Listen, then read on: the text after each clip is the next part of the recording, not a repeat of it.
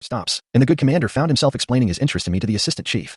The stops halted, and it didn't make him like me more. It was 2 weeks before the final hearing. The sun was shining, spring was in the air, and I was feeling happy for the first time in a long while. The Yamaha was humming right along that Saturday morning when the lights came on behind me. I pulled over. I was getting my license out, not looking at him, when he tasered me, put me in cuffs, and threw me in the back of his car.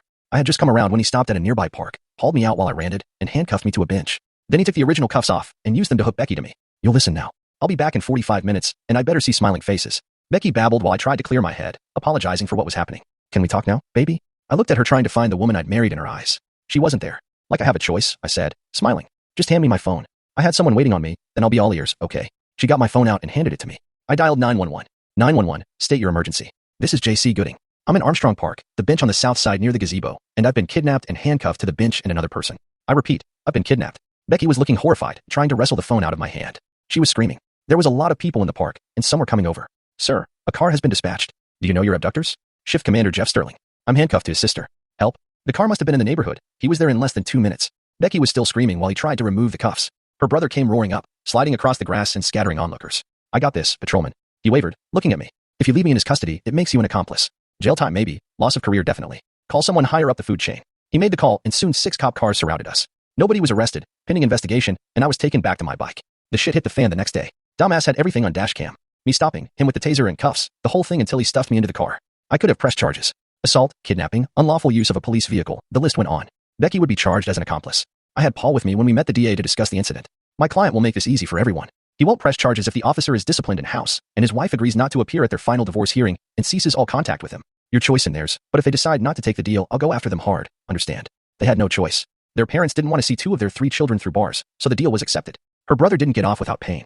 He was demoted, assigned the graveyard shift, reprimanded. His chances of promotions again were minuscule. He couldn't quit because no other agency would touch him. So it was finally over. I went back to my successful business and found a hot young blonde with big jugs who loved me for my tender heart and convinced me there was still sweetness and light in the world. Actually, I lost my friends, my business, and my wife. It was a while before I even looked at another woman. My business tanked because everyone knew the situation we were in and didn't give us any more contracts. Luckily, Ida got the offer she deserved and took her trainee with her, then quit soon after. The next month, I walked into the office. There was a note on the door. You win, you scumsucker. Alan found another job. The paperwork is on your desk. Sign it, and the company is official dissolved. She didn't sign it, but I recognized Cindy's writing. There was actually a little money left, and after I got my half of the house sale, I was in pretty good shape. I could even take the next year off if I wanted. I took 2 months, got on the Roadstar, and went rambling. I ended up 3 states down, well below the Mason-Dixon line. It was one of the prettiest cities I'd ever seen, surrounded by mountains, with friendly people and a relaxed atmosphere. It kind of felt like I'd landed in the 60s because the people all seemed so laid back. I stayed 3 days, hitting tourist traps, doing research. I checked out a few more towns, but none had the same vibe, so I came back, got a room for a week, and went house hunting. I looked at some condos and apartments, but I'd become partial to houses with decent yards. I found what I wanted, the third I looked at. A small cottage, 1,200 square feet, 2-bedroom, with a huge yard and a stream running across. Remarked on my good mood. A secretary asked me if I'd gotten laid.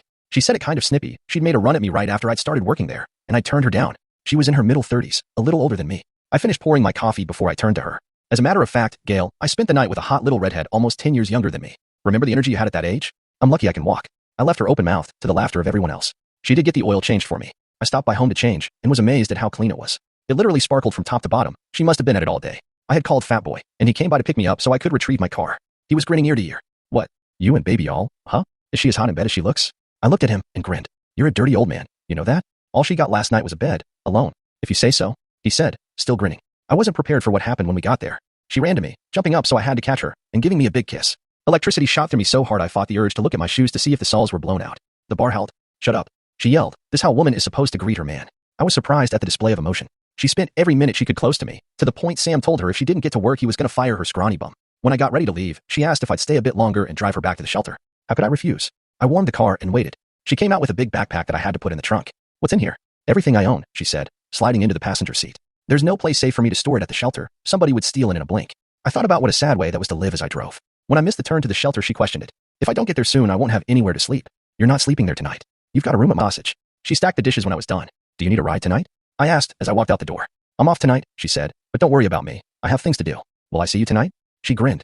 Maybe. You have a good day now. I thought about her off and on all day. She was getting under my skin. I dated some since Becky, nothing serious. Got laid, not on a regular basis, but enough to keep the edge off. In a moment of reflection, I had to wonder how much my feelings for her were pity and how much was attraction. I ran the reasons for and against trying to start a relationship with her. She was way too young. I felt like a cradle robber. She was wounded, loud, profane, irritating beyond words sometimes. We had nothing in common. Her temper had a hair trigger, and many times she acted before she thought. But in the rare times she let her guard down, she was sweet and loving. She was smart, strong, dealing with a miserable fate with all the dignity she could. It occurred to me she'd be a great mother, fierce and protective. The thought of that tiny body 9 months pregnant made me smile. And though she didn't know it, she was beautiful, or would be if she dressed better and learned to use makeup. And the beauty went much deeper than her skin. I wondered where she had gone as I drove home. The thought of her in the shelter depressed me no end. She deserved better. The smell hit me when I walked in the door. I don't know what it was, but it made my mouth water.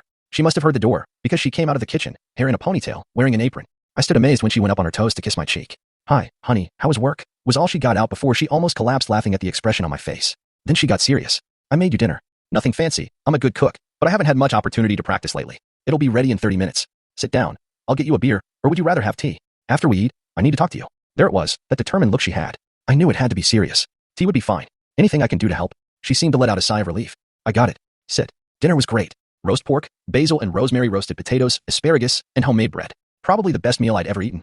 I stuffed myself, then got a little embarrassed. She smiled. "I'll take the mass consumption as a compliment. Ready for dessert?" She had made a banana pudding, one of the things I'd learned to love about the South. I was almost comatose when I pushed back from the table. She sent me into the living room while she cleaned up. When she was done, she pulled a chair directly in front of the couch. "Did you like supper? Is the house clean enough for you?" "Maybe I've never seen the house cleaner. And dinner was excellent." "Where did you learn to cook like that?" She looked sad for a minute. Mama wasn't much, but she was a hell of a cook. She taught me a lot, before the alcohol got her. I wanted a hug so badly right then. She shook off her memories and looked me in the eye. "I want to make a deal with you, John Charles. I'd like to rent a room from you. I can give you 50 a week, plus I'll cook and clean the house, do the laundry, I'll even mow the yard. I won't get in your way, please. These last couple of nights have made me happier than I've been in a long time. I just can't face going back to the shelter. Please."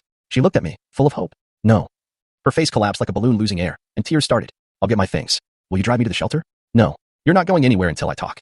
So sit, listen, and don't interrupt. Promise me." Her face was a mixture of fear and hope. She nodded. "I'm happy to let you live with me under these conditions. 1. You will not pay me anything. Your rent will be keeping the house clean, doing the food shopping, and making the meals. 2. I enjoy yard work, so I'll do that. 3. You keep your job at the bar. You can drive the Dart for work and household needs. 4. And this is the big one, you have to go back to school, get your adult high school diploma, or at the very least a GED. She sat with her mouth open. I knew she was ashamed over her lack of education. Maybe this would force her to do something about it. She finally nodded her head. "I'll do it. But on the school thing, will you help me? I'll need it." I relaxed, smiling. "I'll do everything short of actually doing it for you. Do we have a deal?" She jumped into my lap, kissing me until she realized what she was doing and jumped back off. "Sorry," she said, flaming red. I grinned. "I've got one more condition. You have to give me a good night kiss every night, and one before I go to work every morning. No deal otherwise." She glowed again, then grinned, holding out her hand. "Deal." We shook, and began a wonderful and curious stage of our lives. I asked her the next morning where the food had come from. She gave me the receipts. I paid her back, then gave her my debit card, telling her to shop for food and anything else she thought we might need. I grinned all the way to work, my cheek tingling from the goodbye kiss. You couldn't have blown the smile off my face that day with a stick of dynamite. Gail got catty again. Apparently happiness offended her. "See you little jailbait honey last night?" "Yes, and this morning. She moved in last night. You should find someone, Gail. It'll make you a much nicer person." Her look as I left would have soured milk. The guys at the bar gave me shit, but smiled when they did it. Sam shook my hand and Helen kissed my cheek. "You're a good man, Suit. I knew she'd get you sooner or later. We're just roommates, Helen. Nothing going on." She just grinned wider. "If you say so." Amanda smiled so hard I thought her cheeks would get a cramp when she saw me. I was about to order a burger when she stopped me. "Your supper is in the fridge. Microwave 3 minutes. I hope you like it." I had 1 beer, shot a game of pool with Fat Boy, and went home to a nice dinner. She got off work at 9:30 when the kitchen closed and was home by 10. She went straight to the shower. "I smelled like old fries," she said, when she came out in a robe, with a towel wrapped around her head. "What's on television?" So we settled into a domestic routine. I did the yard work, washed the vehicles, while she did the house. She cooked most of the meals, but I insisted on taking her out to eat or grilling for her once a week. On Sundays, if it was pretty, we'd ride, either alone or with our group. She got in big 4 came out of her mouth. "We need to talk." I was instantly alert. Nothing good ever came after those words, in my experience. "Do you like me?" I couldn't read her eyes. "Yes, I do," I answered honestly. "How much?" "I don't know what you want here, Amanda. Clue a dense guy in." She slapped the shit out of me. As I rubbed my jaw, she went into a rant. "I guess what I'm asking here is if you love me? Not a friend love, but a full grown man woman type of love. Because I've loved you for a long time, and you've never noticed. I know I'm a lot younger than you. I'm uneducated, I have no social graces, I'm loud, jealous, scared, and that's just the start. I can't take it anymore. It hurts. So if you don't love me, I'm moving out." I stopped her rant with a kiss. "Hush now," I said sternly. "Are you trying to talk me out of having feelings for you? Because if you are, you're too late. And all the things you say you don't have are no matter. You have something much more important. You have my heart." I think she actually went out when she heard what I said. When she recovered, she was in my lap, kissing and crying until she went asleep. Did we jump into her bed and make passionate love? No. She was still damaged and fragile, so I held her until she cried herself out, took her to my bed and tucked her in, then went out on the back deck, looking at the stars and wondering what happens next. I was out there for over an hour. When I came back in, she had gotten a shirt out, put it on, and crawled back into bed. When I lay down, she snuggled into my arms, mumbled something that sounded like, "Love you," and drifted off again. I held her for a long time, reveling in her feel, before I finally dozed off. I woke up alone, to the smell of breakfast. She was flitting around the kitchen, getting everything perfect. I startled her when I swept her off her feet, kissing the back of her slender neck. She stiffened at first, then relaxed and giggled. "Let me go, honey, or all you'll have for breakfast is burnt waffles." After breakfast, before she cleared the table, we talked. It was Saturday, and we had nowhere to be. She snuggled into my lap. Honey, you know I love you. Please go slow with me. I'm carrying around a lot of baggage. She told me the story of her life, in between tears and hugs. She'd been happy until she was 10, when her dad died. Her mom was never a strong person, and she slid down a slope of depression and bad choices into a sea of alcohol. She had a stepfather and several live-in boyfriends. When she was 15, one tried to assault her. She fought him off and told the school. They took her away from her mother, and she spent the next 3 years in foster care, in juvenile hall. She had stolen a car, desperate to see her little sister, 9 years younger. It was the first time I knew she had a sister. When she turned 18, the system turned her loose. She ended up with a guy out of desperation. She gave him her virginity. Apparently, it was borderline assault every time they were intimate. Then he tried to get her to hook for money. She ran away and ended up here. My line assault every time they were intimate. Then he tried to get her to hook for money. She ran away and ended up here. My heart ached for her. I want you so bad I ache, Jace, but I freeze up. Help me. So I did, even got her a therapist. 4 months later it happened. We've been getting closer, touching, talking. She got comfortable enough to walk around in tiny little panties and a tank shirt, and wear slinky little gowns to our bed, which she hadn't been out of since the first time I put her there. Amanda didn't like alcohol, but had developed a fondness for wine from our client. After a half bottle one night, the floodgates opened. I still took it slow, the first time. We made slow and tender love that night. The next morning she woke me up. Pick, I said, standing in front of the engagement rings. Really? She said, the tears already flowing. Really? I said, dropping to a knee. Now you know why I wore the suit. Marry me. After she sobbed out a yes and calmed down, I think she tried on every ring in the store in the price range I could afford. She finally settled on a Simply Stone and band, not the most expensive, but the one she wanted. When we walked into the bar, an instant party erupted. The women immediately huddled, leaving the men standing. What are they doing? I asked. The men laughed. Planning a wedding, you idiot. The best advice any of us could give you is agree to everything she wants, if you can afford it, and stay as far away from them as you can. She wanted a church wedding. We found one close, but part of the deal was we had to attend services for at least 6 weeks before the wedding. It turned out to be a very good thing. The Reverend was a pretty smart old guy, and he insisted on a few counseling sessions first. The disaster that was my first marriage came out along with all the stuff that happened to her. She cried for me, looked me in the eye, and said she would never do that to me. I believed her. We ended up being members, not going every week, but pretty often. I accused her of using it as an excuse to buy more dresses. She hardly ever wore anything else except when she worked. She wanted to keep her job, so she'd have money of her own. The first time you say, I don't look good in dresses, I'll stop wearing them, she said smirking. Now she has so many she rotates, putting the off-season ones in the other bedroom. I can still shut my eyes and see Amanda walking down the aisle. The ivory lace and silk dress hugged her like a second skin, highlighting her shape. Her thick mane of hair fell down her back, shining in the light. Helen stood in as mother of the bride. Sam gave her away. Fat Boy was my best man. Everyone from my job was there except Gail, and almost everyone from the bar attended. They escorted our limo to the airport on their bikes. Mom was there. She fell hard for Amanda. She had always wanted a daughter. Amanda warmed up more slowly, but when we left, she leaned in and said something that brought fresh tears to her eyes. I asked about it on the way to the airport. I said, thank you, Mom, for sharing your son. I'll return the favor with your grandchildren. It seemed to make her happy. Then she distracted me by showing me hints of her wedding lingerie. We honeymooned in Belize, because I had been to Cancun on my first honeymoon, and I did not want overlapping memories. I found out it was the first trip out of the country Amanda had ever been on. It was actually the first trip anywhere. We had a ball. We hit the beaches, and she stayed under the umbrella a lot, her fair skin not caring much for the hot sun. I loved to watch her red hair shine as she walked. She shocked the hell out of me by dragging me to a topless beach. Amanda took off her cover, clad only in a tiny thing. Shut your mouth, honey. I wanted to give you something to remember. Me walking around almost naked while men drool over me, knowing that no one but you will ever touch me, should do it.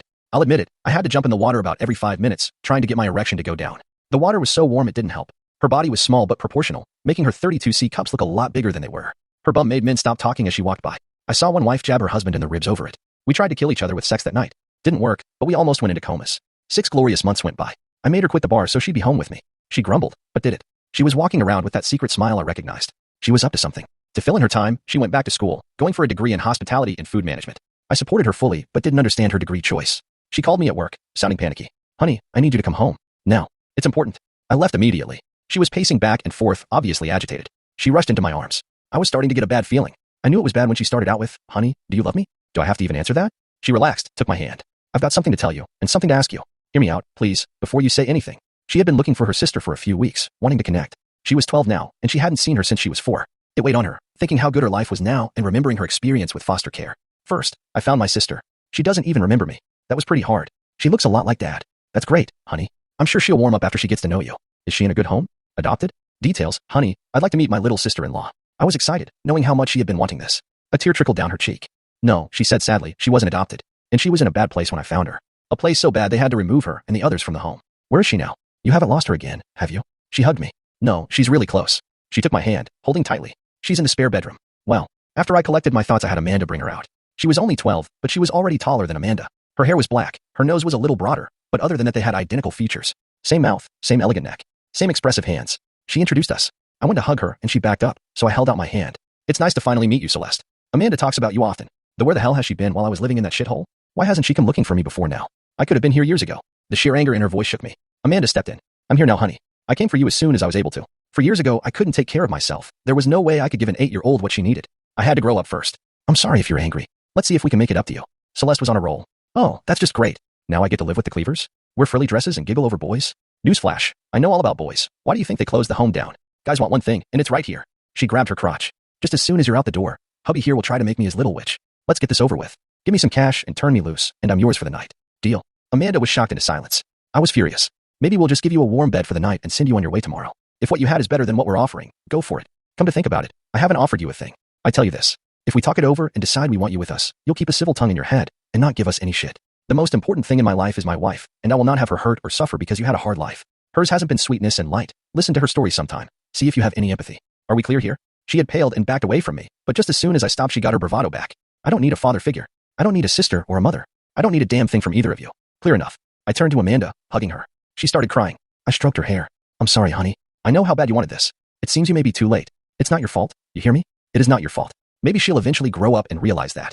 I stepped back and looked at both of them. I'm going to start the grill. You two talk. See if you can come to terms. Celeste, you're here for at least the night.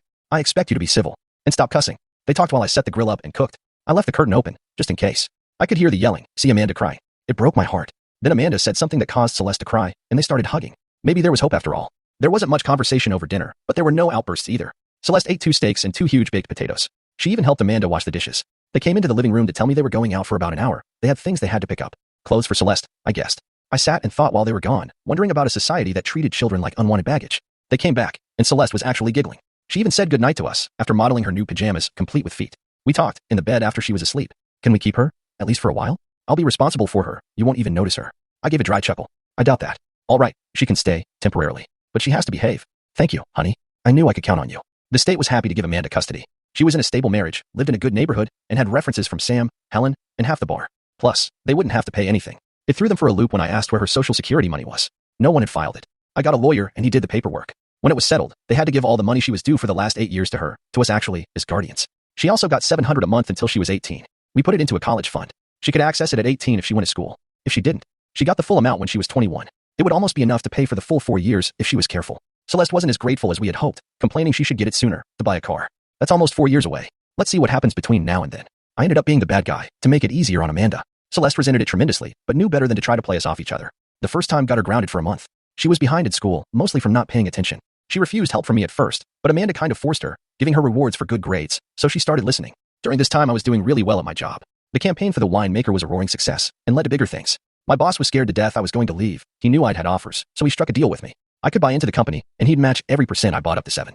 At current valuation, I would be able to afford about 1% a year. So in 7 years, I'd have 14% of the company. Amanda and I talked it over, and decided to do it. I liked it here, so did Amanda. Celeste ran away, twice. The first time she was gone for days before they found her at a bus station and stayed away. Amanda cried the whole time she was gone. She came back, defiant and angry. I waited until I could talk to her alone and laid it out. You know, you'd be a good kid if you'd let yourself. You're pretty smart. It looks like you could figure out what kind of life you would have in the streets. A drugged, disease-riddled 304 most likely, old before your time and dead before 30. Is that what you want? Here it is, plain and simple. You run again, and you won't come back. In 3 more years you'll be 16. I'll pay your court costs for emancipation, give you your Social Security money, and wish you a nice life. But my wife has just about shed her last tear over you. Do you understand? I think I scared her. 6 months later she didn't come home from school. When she showed up, she found the doors locked. Thank goodness Amanda wasn't there. I opened the door and talked through the screen. I've already boxed her shit. You can come in and wait for DSS. I've already called them. They should be here in about 45 minutes. I opened the door and let her in. She huddled on the couch, rocking back and forth. Soon she was crying, then begging. Please, please, please don't send me away. I'll be good, I promise. I didn't mean to leave. I panicked when I got busted for smoking at school. They suspended me for 3 days. It'll kill Amanda. I didn't know what to do. I was surprised. She hated smokers. Were you smoking? No, but I was with them, cutting class. Please don't send me away. Celeste, look at me. She raised her head. You have got to learn you have a support system. Amanda loves you. I love you. We're a family. We're here to provide guidance and a good home. And love. Let us do our job, all right? You should have come to us and told us what you did. We would have punished you, been disappointed, but we wouldn't have stopped loving you. The tears started in earnest when I told her I loved her, and she flew into my arms, sobbing her heart out. Amanda walked in. What's going on? She asked, nervously. Our child is growing up, honey. She did something bad, got caught, came home, and told me all about it. I truly believe she understands what she did, and is sorry. I'll let her tell you about it. Here. I handed her off and went outside, catching the DSS worker at the mailbox. Hi, Denise. Sorry, it was a false alarm. She got caught doing something she shouldn't have, and got suspended for 3 days. Nothing real serious, but she was afraid to face us. Amanda is with her now, getting to the bottom of what happened. They're inside, if you want to check on them. She sighed. I ought to, but I think I can trust you. Now I can get home and cook Fred's dinner, and eat as a family for once.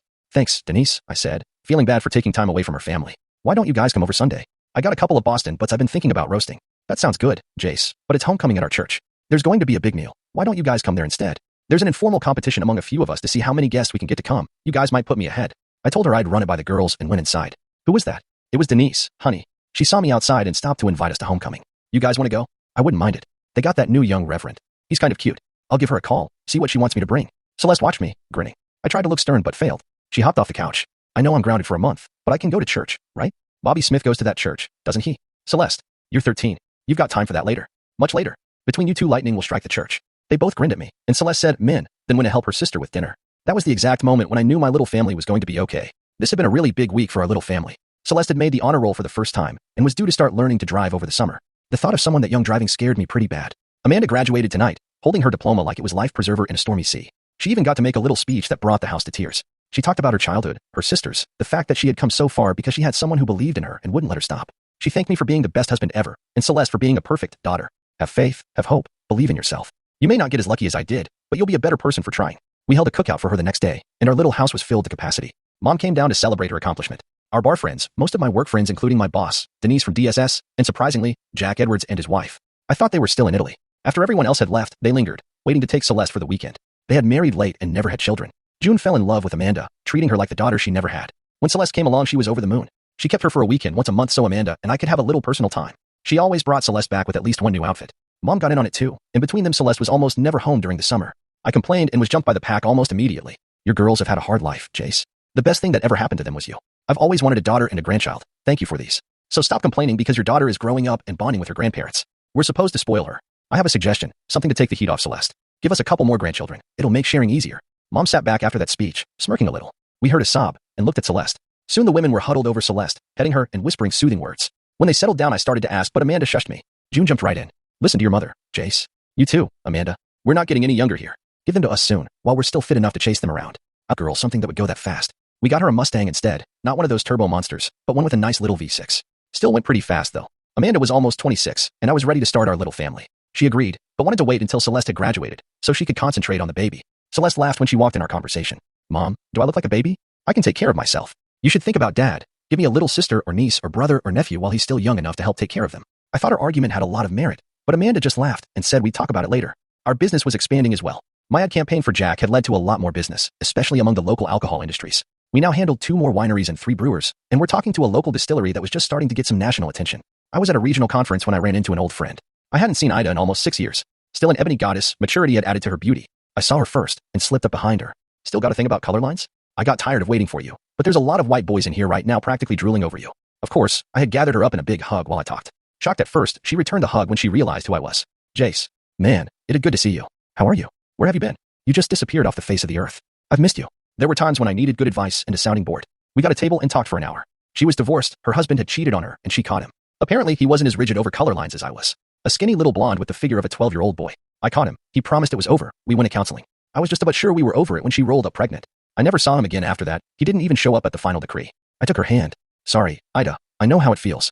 Anyone in your life right now? No, too early, I guess. I've been thinking about making a change. My agency was sold, and I don't like the new owners. I think the only reason they keep me is because I'm so good at what I do.